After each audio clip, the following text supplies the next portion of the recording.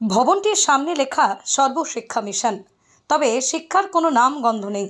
Classroom এখন অতীত, সেগুলোর দরজায় ঝুলছে তালা।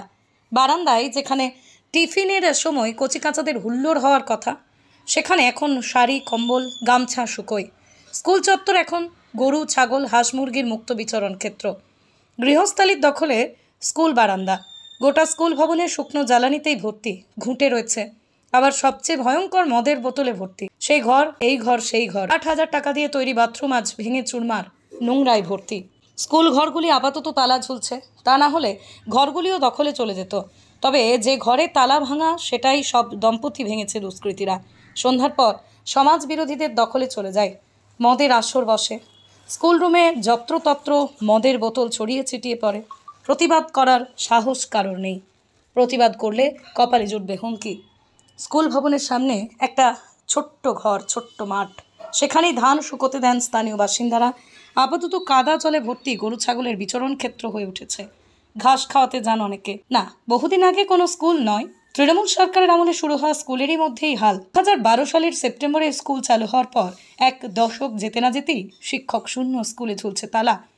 তৃণমূল সরকার ক্ষমতায় আসার পর 2012 সালে ঘটাকরে নতুন উচ্চ প্রাথমিক বিদ্যালয়ের সূচনা হয়েছিল গোঘাটের শ্যামবাজার গ্রাম পঞ্চায়েতের পাণ্ডুক গ্রামে।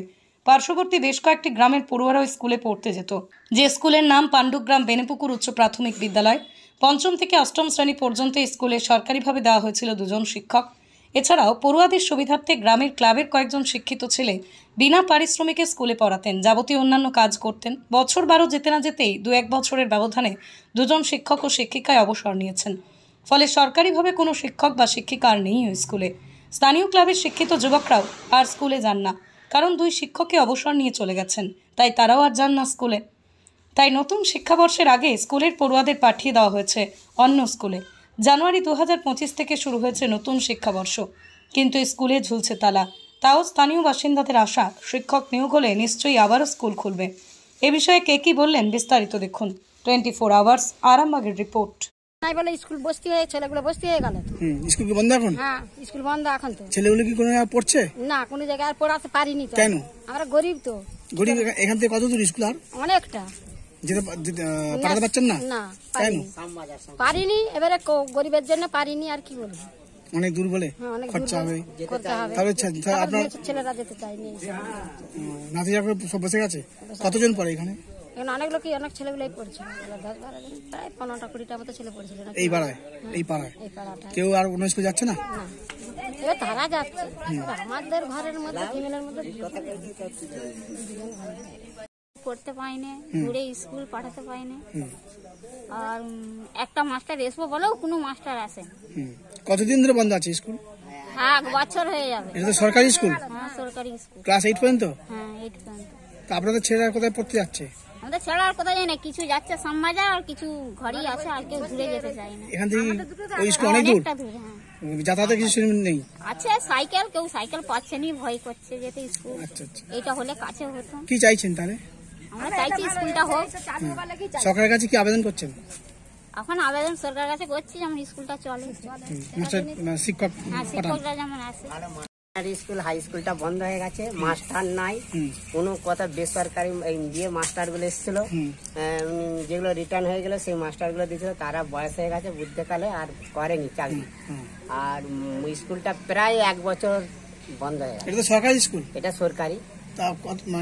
হঠাৎ করে বন্ধ হয়ে গেল? মাস্টার নাই বলে ওর জন্যই বন্ধ হয়ে গেল। কাউকে জানানি গ্রামবাসী হিসাবে? কাউকে জানিয়েছিল, সবাই এই ছিল, সবাই এসছিল, বলছিল বলছে হ্যাঁ খুলবে, মাস্টার দেওয়া হবে সরকারের। আপনারা কি চাইছেন এখন? এখন চাইলে বলতে কি স্কুলটা হলে ভালোই হবে। এখানকার কতজন ছাত্রছাত্রী প্রায় পড়তো এখানে?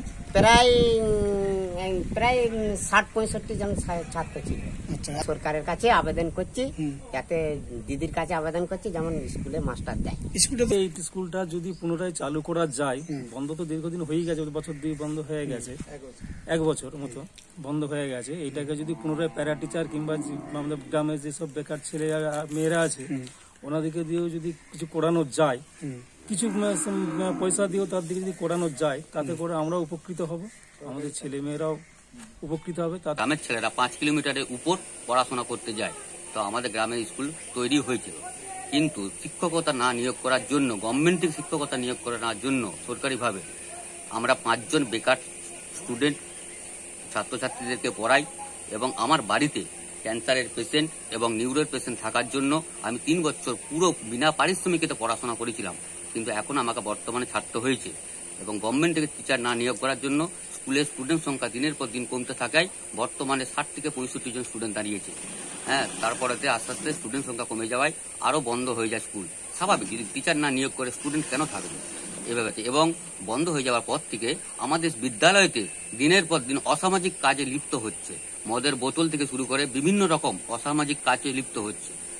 তাই সরকারের কাছে আমি বিনীতভাবে অনুরোধ জানাবো, এর আগেও অনেকভাবে জানিয়েও ছিলাম, বিডিও সাহেব, এসডিও সাহেব, এসআই সাহেব, ডিএম সাহেব পর্যন্ত, এবং শিক্ষামন্ত্রী তখন ছিলেন আমাদের মাননীয় পার্থ চট্টোপাধ্যায়, ওনাকেও জানানো হয়েছিল। তা সত্ত্বেও কিন্তু কোনো কিছু সুরাহা ব্যবস্থা হয়নি। তো আমি বিনীত জোরহাত করে অনুরোধ করব যাতে স্কুলটা চালু হয়। একটা এসএসকে, ওই এসএসকে সকল শিক্ষক শিক্ষিকারা রিটায়ারমেন্ট করেছেন, কিন্তু যেহেতু এসএসকেগুলো কেন্দ্রীয় সরকারের নিয়ন্ত্রণাধীন, তাই ওখানে নতুন করে কোনো শিক্ষক শিক্ষিকার অ্যাপয়েন্টমেন্ট দীর্ঘদিন ধরে হচ্ছে না। তাই আমরা ওই স্কুলের ছাত্রছাত্রীদের কাছাকাছি অন্য সরকারি অর্থাৎ পশ্চিমবঙ্গ সরকারের নিয়ন্ত্রণাধীন স্কুলে আমরা সেই ছাত্রছাত্রীদের স্থানান্তরিত করেছি। ওই বিল্ডিংটা নিশ্চিতভাবে পরিত্যক্ত হয়ে যাচ্ছে। ওই বিল্ডিংটা আগামী দিন আইসিডিএস বা অন্য কোনো প্রোগ্রামে বা কাজে বা অন্য কোনো বিষয়ে কাজে লাগানো যায় কিনা সেটাও আমাদের দপ্তর থেকে ভেবে দেখা হচ্ছে। সন্তানের পরে মন বসছে না, প্রচুর পরিশ্রম করেও আপনি আশানুরূপ পারিশ্রমিক পাচ্ছেন না, যার ফলে আর্থিক সংকট আপনার জীবনে দুঃখ এবং চাপের ছায়া ফেলেছে। দিনার ভারে জর্জরিত স্বামী স্ত্রীর মধ্যে প্রতিনিয়ত ভুল বোঝাবুঝি বেড়েই চলেছে। নতুন বাড়ি কিনেছেন, কিন্তু সেই স্বপ্নের বাড়িটা যেন আরো দুর্ভোগ নিয়ে এসেছে আপনার জীবনে। আপনি ভাবছেন সস্তায় পাওয়া বাড়িটা নেওয়াটাই কি সঠিক সিদ্ধান্ত ছিল? এমনই সব দ্বিধাদ্বন্দ্ব এবং জীবনের কঠিন মুহূর্তে আপনাকে সঠিক পথে পরিচালিত করবেন আন্তর্জাতিক খ্যাতিসম্পন্ন স্বর্ণপদক ও স্বর্ণ মুকুটপ্রাপ্ত ডক্টর অজয় শাস্ত্রী। তিনি শুধু আপনাকে পথই দেখাবেন না, আপনার জীবনে সত্যিকারের সুখ, শান্তি, ঐশ্বর্য, অর্থ যেন সঠিক সময় আপনার কাছে পৌঁছে দেয় সেই দায়িত্বও নেবেন। তাঁর অভিজ্ঞতা এবং জ্ঞানের আলোতে আপনার জীবন হয়ে উঠতে পারে নিরুদ্বেগ ও সমৃদ্ধির পথে ধাবমান। তাই আর দেরি নয়, স্ক্রিনে দেওয়া নাম্বারে এখনই ফোন করে ডক্টর অজয় শাস্ত্রীর সাথে যোগাযোগ করুন। কে জানেন, হয়তো একটিমাত্র ফোনই আপনার জীবনকে বদলে দিতে পারে।